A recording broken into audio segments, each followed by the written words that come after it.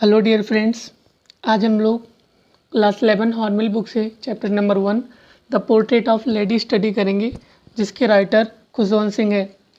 First हम लोग portrait का मीनिंग समझते हैं। पोर्ट्रेट के दो मीनिंग्स हैं। फर्स्ट, जब हम किसी पर्सन को पिक्चर, पेंटिंग या फोटोग्राफ में जब डिस्क्राइब करते हैं तो उसे भी पोर्ट्रेट कहते हैं। एंड सेकंड, जब हम किसी पर्सन को वर्ड्स में डिस्क्राइब करते हैं तो उसे भी पोर्ट्रेट ही बोलते हैं, क्योंकि हमारे चैप्टर का नाम द पोर्ट्रेट ऑफ लेडी है। एंड यहाँ पर जो लेडी है वो आथर की ग्रैंड मदर है, तो यहाँ पे आथर की ग्रैंड मदर को वर्ड में डिस्क्राइब किया गया है। Let's start the chapter. My grand mother, like everybody's grand mother, was an old women.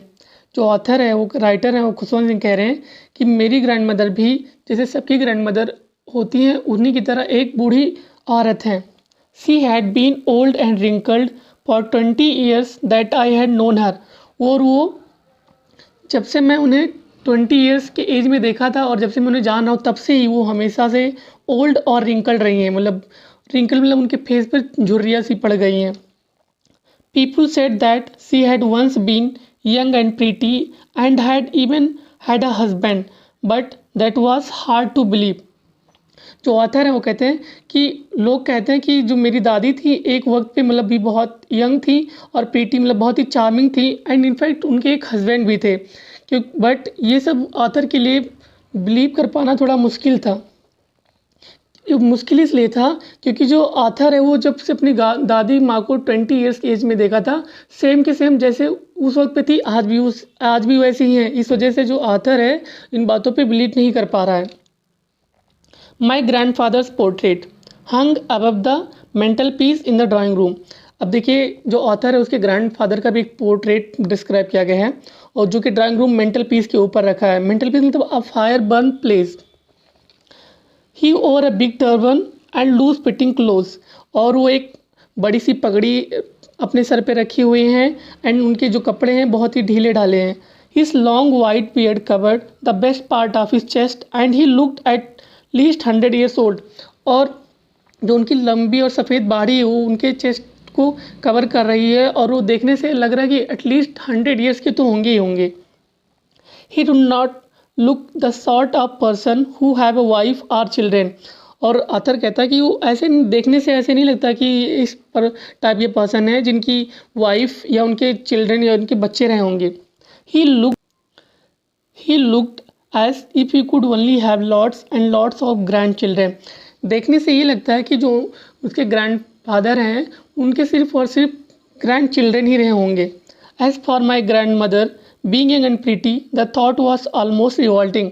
और जहाँ तक बात ये है कि मेरी जो ग्रैंड मदर है वो यंग और बहुत ही प्रीटी हुआ करती थी, ये उसके लिए उसके जो थॉट्स थे उसमें रिवॉल्ट कर रहे थे, एक दूसरे के मतलब मेल नहीं हो रहे थे, अपोजिट थे। क्योंकि ऑथर जब से अपनी दादी को देखा था तब तो उस वक्त पे भी वैसे थी और आज भी वैसे ही हैं। She often told us of the game she used to play as child. और जो उसकी दादी हैं वो अक्सर उन लोगों को कहानियाँ सुनाती थी या मतलब उन गेम के बारे में बताती थी जो वो लोग अपने बचपन में खेलती थी। That seemed quite absurd and undignified on her part, and we treated it like the fables of the prophet she used to tell us।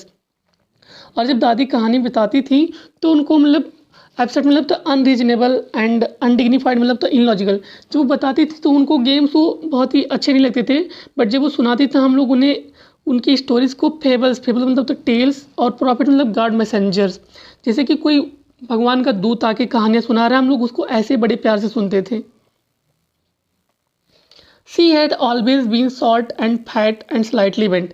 यहाँ पे उनके कैरेक्टर के बारे में बताया गया है कि जो दादी हैं वो हमेशा से छोटी और एक छोटी थोड़ी सी मोटी और हमेशा झुकी हुई सी रहती हैं। Her face was criss cross of wrinkles running from everywhere to where. और जो उनके फेसेस हैं उन पे क्रिस क्रॉस मतलब होता है many straight line that cross over each other. जैसे जब लोग दादी लोग बूढ़े हो जाते हैं तो उनके चेहरे पे लाइन्स बन जाती हैं, उन्हीं को क्रिस क्रॉस कहते हैं। No we were certain she had always been as we had known her.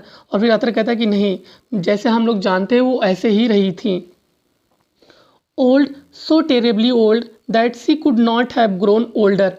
In fact वो इतनी बूढ़ी हो चुकी हैं कि उससे ज़्यादा वो बूढ़ी हो ही नहीं सकती। And had stayed at the same age for 20 years.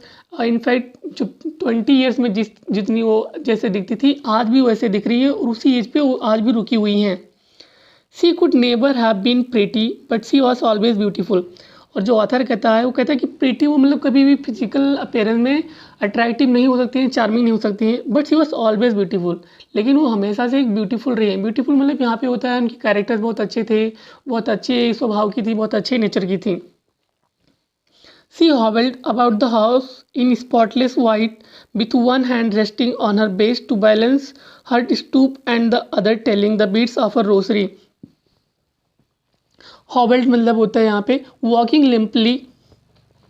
And जो उसकी दादी हैं वो उस घर में एक वाइट साड़ी पहन के घूमा करती थी और एक जैसे एक हाथ में अपने रोसरी ली होती थी, जो माला नहीं होता उसमें रोसरी लेके जाप करती रहती थी और दूसरा हाथ उनके कमर के ऊपर हुआ करता था।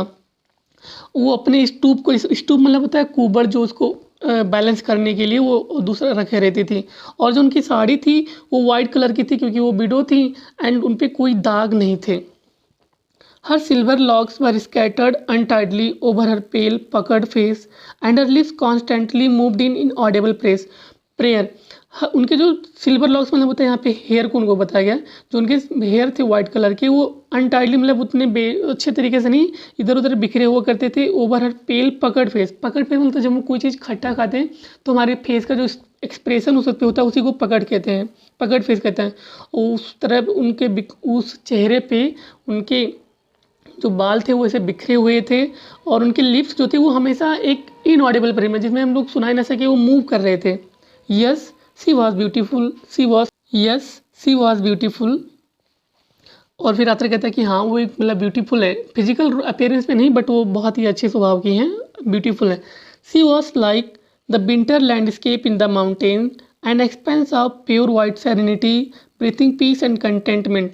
और फिर वो अपनी दादी को एक ऐसे लैंडस्केप से कंपेयर करता है जब आप किसी पहाड़ी एरिया में जाएं और वहाँ पे स्नो चारों तरफ स्नो ही फैला हुआ हो तो वहाँ पे आप ऐसे एटमॉस्फेयर हो जाता है कि आप वहाँ पे बहुत ही कंटेनमेंट फील करेंगे, आप रिलैक्स फील करेंगे और वहाँ पे आपको बहुत कामनेस फील होगी। तो ऐसे ही अपनी दादी को कहता है कि जब मैं उनसे बात करता हूँ तो मुझे बहुत ही काम फील होता है, रिलैक्स फील होता है उनके पास रहते हुए। तो यहाँ पे ऑथर ने अपनी दादी को वहाँ से कंपेयर किया है।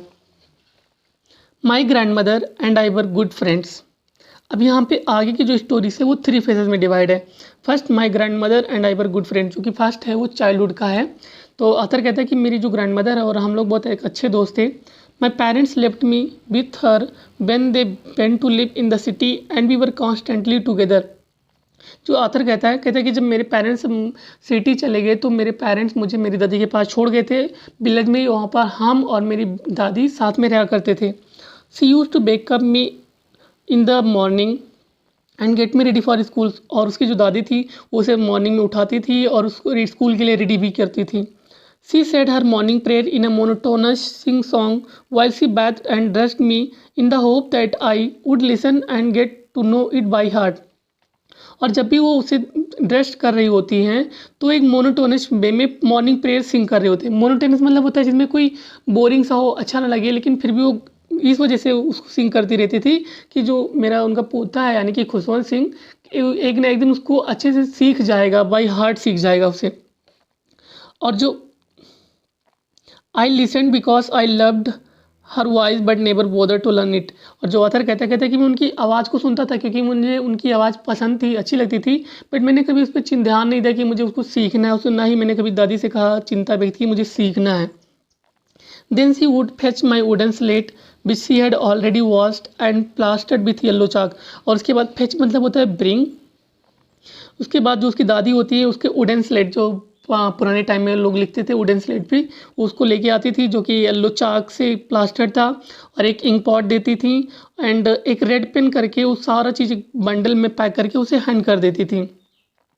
After breakfast a thick stale chapati with little butter and sugar spread on it we went to school.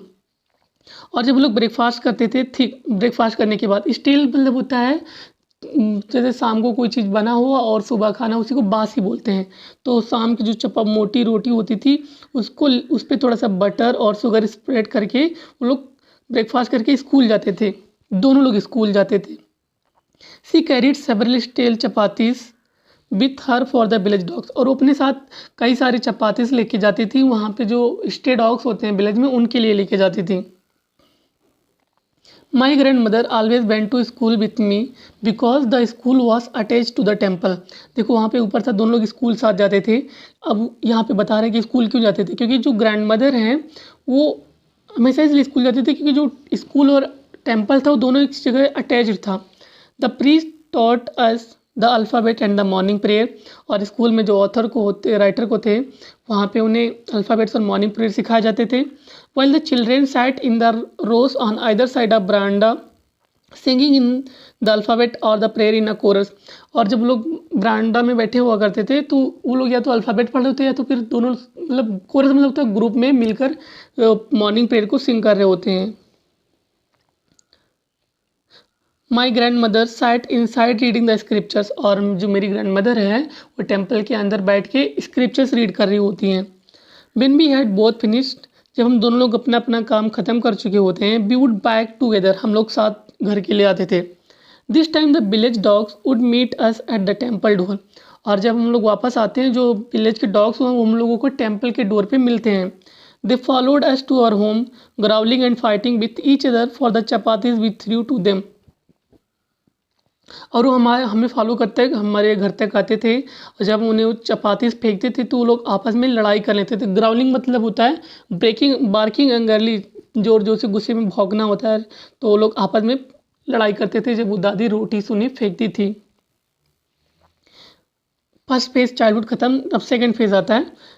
When my parents were comfortably settled in the city they sent for us, मतलब जब वो अब उसके parents author के जब city में settled हो गए तो वहाँ से उन लोगों ने सेंट फॉर अस मतलब होता है कॉल्ड अस, उन लोगों ने को बुलाया कि आप लोग भी यहाँ पे आ जाओ, और यही एक टर्निंग पॉइंट था उन लोगों के फ्रेंडशिप के बीच में।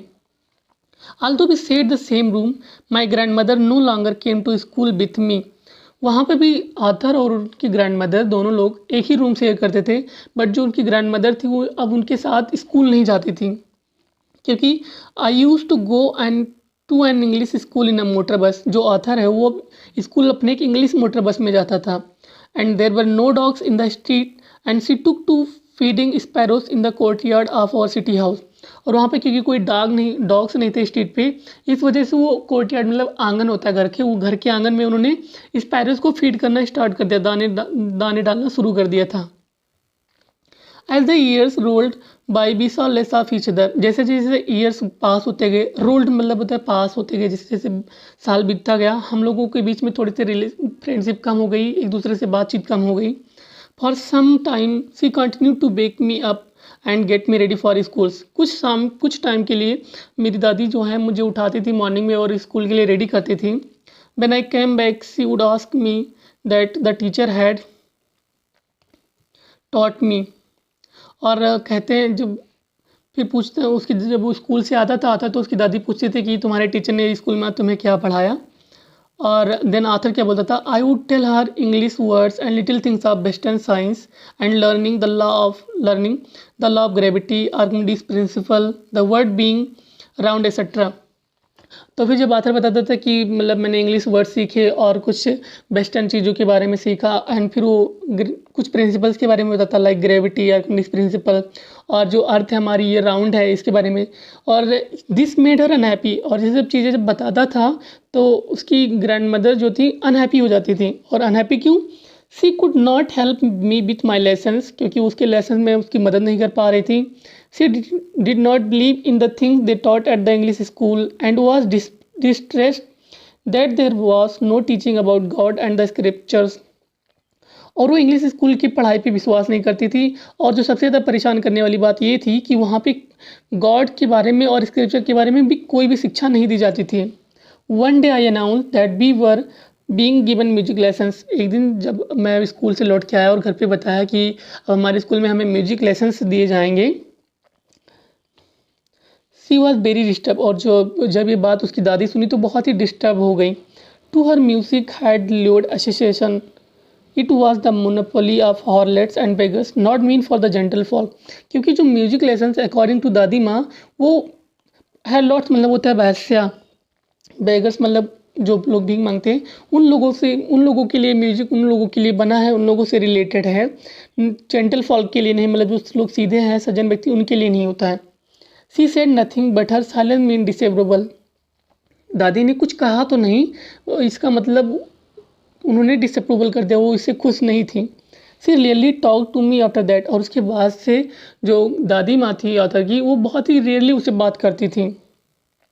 एंड थर्ड फेज क्या होता है, when I went up to university, और जब ऑथर जब अपना स्कूलिंग ख़त्म करने के बाद जब वो यूनिवर्सिटी पढ़ने के लिए जाता है, तब देखिए यहाँ फिर क्या होता है। I was given a room for my own, वहाँ पे ऑथर को एक नया रूम, उसका सेपरेट रूम दे दिया जाता है। The common link of friendship was snapped, और जो दादी माँ और ऑथर के बीच में जो फ्रेंडशिप का एक कॉमन लिंक वही था, क्योंकि रूम में साथ रहते थे। अब तो वो भी अलग हो गया, तो उनकी जो बीच की दोस्ती थी, रिलेशनशिप थी, वो टूट गई। Mother accepted her seclusion with resignation, जो मेरी ग्रैंड मदर थी, सेक्लूजन मतलब था लोनलीनेस, रेजिग्नेशन मतलब जब हम बेबस हो जाए, हमारे पास और कोई ऑप्शन ना हो, तो उनके पास अब कोई ऑप्शन नहीं था, इसलिए उन्होंने अपनी अकेलेपन को एक्सेप्ट कर लिया। She rarely left her spinning wheel to talk anyone, वो मतलब अपने स्पिनिंग व्हील को ही बहुत ही वैसे मतलब बहुत ही कम ही छोड़ दी थी किसी और से बात करने के लिए। From sunrise to sunset sat by her wheel spinning and reciting prayers, sunrise से लेके सनसेट तक दादी जो हैं वो स्पिनिंग व्हील्स पे बैठी रहती थी और वहाँ पे प्रेयर्स को रिसाइट करती रहती थी, गुनगुनाती रहती थी। Only in the afternoon she relax for while to feed the sparrows, केवल वो आफ्टरनून में ही रिलैक्स करती थी, जब और वो भी जब उन्हें स्पैरोज को फीड करना होता था। While she sat in verandah breaking the bread into little bits, hundred of little birds collected round her cheating, creating a veritable bedlam of chirpings. Veritable मतलब होता है ट्रूली, एंड बेडलम मतलब होता है a place that is full of noise. जब वहाँ पे जब वो दादी बरामदा में आके जो ब्रेड के लिटिल पीसेस तोड़ के देती थी, तो वहाँ पे बहुत सारे स्पैरोस इकट्ठा हो जाते थे, और वो लोग मतलब ऐसा एक पील जहाँ पे बहुत सारी आवाज़ उनके चिरपिंग्स के आ रहे थे, तो ऐसा माहौल बन जाता था। some came and perched on her legs, कुछ तो आते थे, पर्च मतलब था सिट बैठ जाना, उनके लेग्स पे बैठ जाते थे, कुछ उनके शोल्डर्स पे बैठ जाते थे। सब even sat and on her head, in fact यहाँ तक तो कुछ जो स्पैरोस थे उनके हेड पे भी बैठ जाते थे।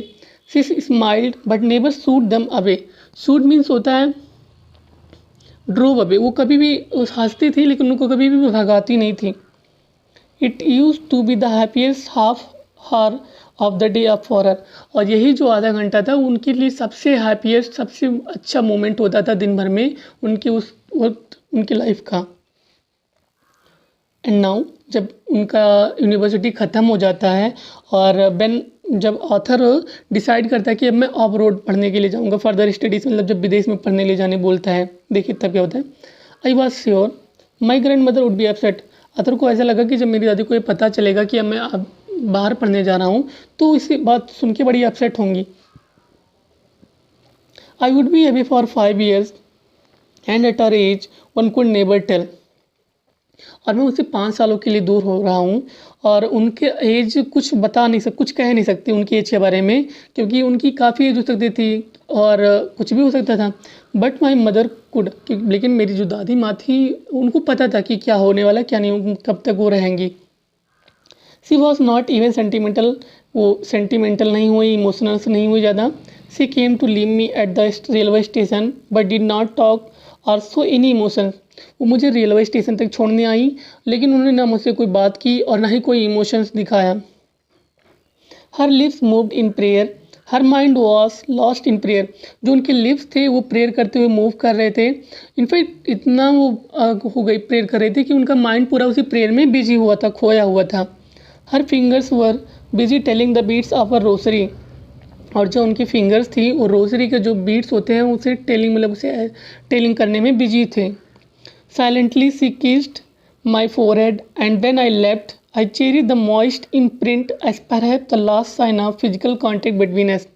उनके वो फिर आतर कहता है कि उन्होंने मतलब मेरे माथे पे एक किस किया, और जब मैं वहाँ से जा रहा था तो ये सबसे अच्छा लगा क्योंकि मॉइस्ट मतलब होता है थोड़ा सा डैम्प हो जाना, गीला हो जाना, जब वो किस करते तो वहाँ पे हो जाता, तो वो उस चीज़ को पाके जो ऑथर था बहुत ही खुश फील कर रहा था, क्योंकि वो बोल रहा था कि अब यही मेरा और मेरी दादी के बीच में आखिरी फिजिकल कांटेक्ट होगा, क्योंकि वो उसने पहले ही कहा ना कि उसकी दादी का एज इतना हो चुका कि कुछ उनके एज के बारे में कहा नहीं जा सकता है।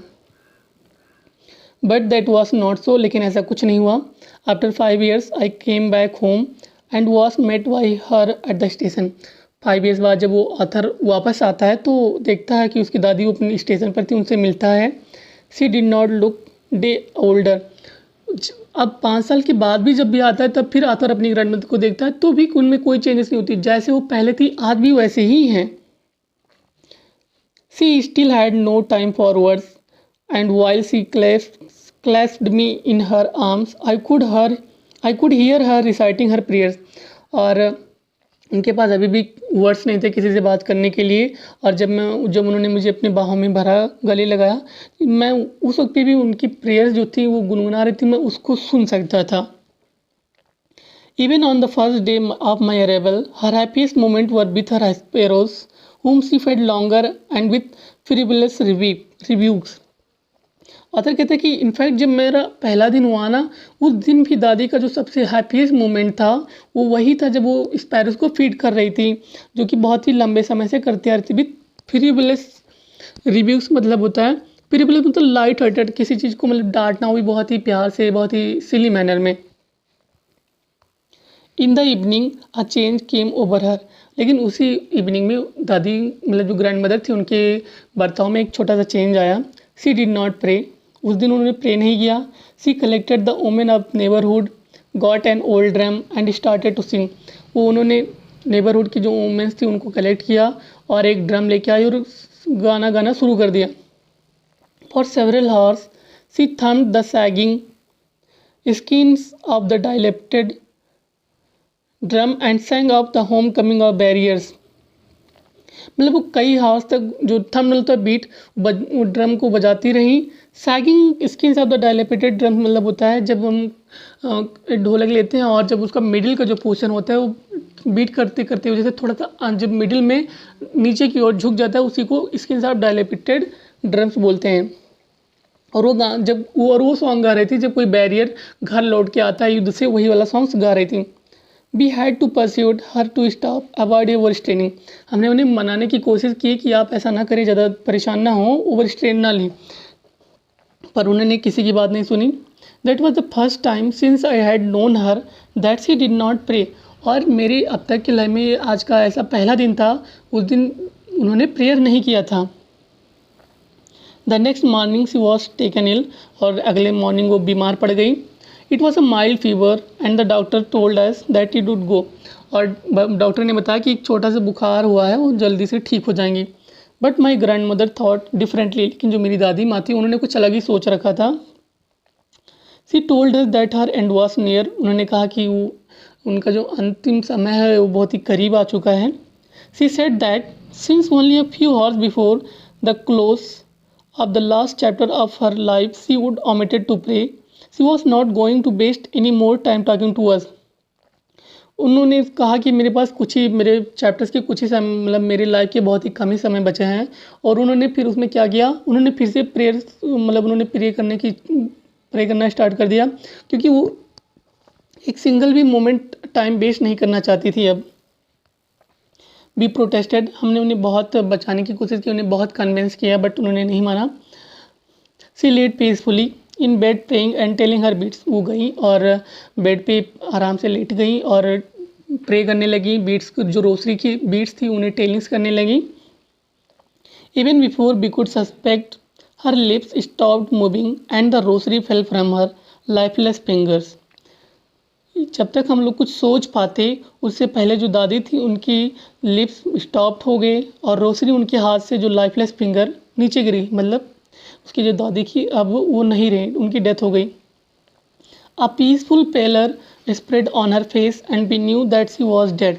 एक पीसफुल पेलर मतलब होता है पेलनेस, उनके चेहरे पे अब वो एक पीला सापन पड़ गया और हमें पता चला कि अब मेरी जो दादी हैं अब वो नहीं रही, उनकी डेथ हो चुकी है।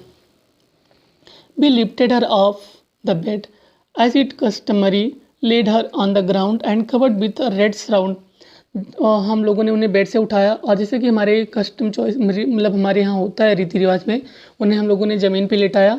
और रेड श्राउड मतलब होता है क्लोथ टू कवर बॉडी, एक लाल कलर का कपड़ा जो कि मतलब डेड बॉडीज़ को कवर करने के लिए लाया जाता है, उसे कवर कर दिया गया। After a few hours of morning we left her alone to make arrangement for her funeral. मतलब कुछ घंटे शोक मनाने के बाद, दुख होने के बाद, मॉर्निंग मतलब तो ग्रीफ, हमने उन्हें अकेला छोड़ दिया और हम उनके फ्यूनरल के लिए अरेंजमेंट करने चले गए। फ्यूनरल मतलब होता है अंतिम संस्कार, दहन संस्कार के लिए। In the evening we went to the her room with a crude stretcher to take her to be cremated. हम लोग शाम को गए और एक स्ट्रेचर लेके गए उन्हें लाने के लिए, उनको क्रीमेटेड मतलब शमशान घाट तक के लिए, उनको अंतिम संस्कार के लिए। The sun was setting and had lit her room and verandah with a blaze of golden light. जो सन था वो ढल रहा था और उनके रूम में जो था एक लाइट की चमक थी, क्योंकि जो सन ढल रहा था तो बहुत सारी लाइट्स उनके रूम में आ रही थी। Be stopped half way in the courtyard. हम लोग उठाए, उसके बाद में उनकी डेड बॉडी को लेते जा रहे थे, तो हम लोगों ने कुछ ही दूर आंगन में जाने के बाद रख दिया उनकी बॉडी को। All over the verandah and in her room right up to where she lay dead and stiff wrapped in the red shroud, thousand of sparrows sat scattered on the floor. पूरे verandah में और उनके room में और उन जहाँ तक उनकी बॉडी जो स्टिप मतलब तो टाइट रैप जो बॉडी रेड क्लोथ से रखी हुई थी, वहाँ पे थाउजेंड्स ऑफ स्पैरोस मतलब बहुत सारे स्पैरोस आ गए और सारे फ्लोर पे इधर उधर वो बैठे हुए थे, फैले हुए थे। There was no chirping, but जो मतलब आश्चर्य की बात ये थी कि उन लोगों में आज कोई आवाज़ नहीं किया था, उन लोगों में कोई चिरपिंग नहीं की। We felt sorry for the birds and my mother fetched some birds for them.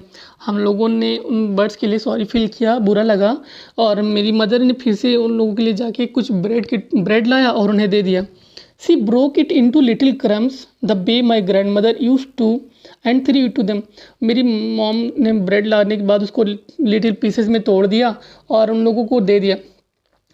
लेकिन the sparrows took no notice of the bread. जो स्पैरोज थे उस दिन उन लोगों ने भी ब्रेड पे ध्यान ही नहीं दिया, लोगों ने उस ब्रेड के टुकड़े को नहीं खाया। When we carried my mother grandmother's corpse off, और जब हम लोगों ने अपनी ग्रैंड मदर को बॉडीज़ को जब लेके जाने लगे, दे फ्ली अवे क्वाइटली, वो लोग शांति से उड़ के चले गए। Next morning the sweeper swept the bread crumbs into the dustbin. और नेक्स्ट मॉर्निंग जो उसकी अतर की माँ ने मतलब जो क्रम्स ब्रेड के टुकड़े दिए थे वो उसी को स्वेपर आता है और डस्टबिन में लेके चला जाता है। इस चैप्टर में इतना ही था। आई होप आप लोगों को अच्छा लगा होगा। स्टोरी काफ़ी इमोशनल स्टोरी थी।